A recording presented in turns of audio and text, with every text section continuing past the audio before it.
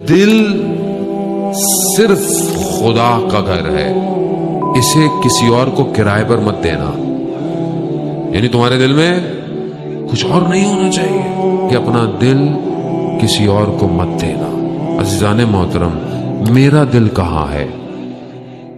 اسی دل کو صاف کروں گا تو وہ خصلتیں صاف ہوں گی نا جو غلط ہیں.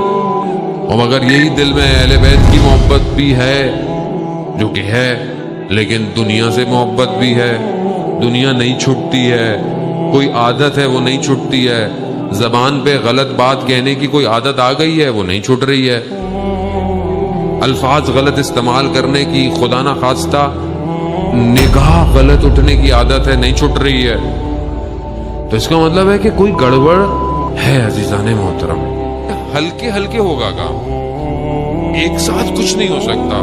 یعنی ہم ایسے بھی نہ ہو جائیں تبدیل کہ بس 2-4 دن تو بڑا اچھا کام کیا اس کے بعد پھر وہی نہیں.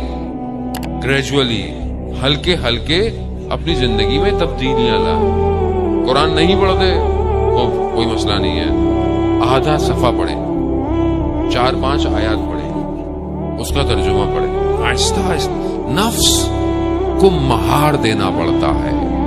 جیسے گھوڑا جو جنگل کا ہوتا ہے، اسے آپ ایک دم نہیں آپ اس کے اوپر سامان رکھتے اور کہتے ہیں بیٹھو چلو، اتنا شریف نہیں ہوتا، وہ اٹھا کے پھینک دیتا ہے.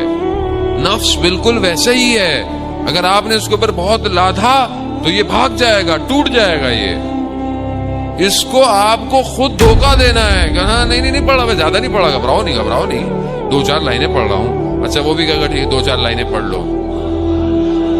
یعنی اس کو آپ نے ایسا کرنا ہے.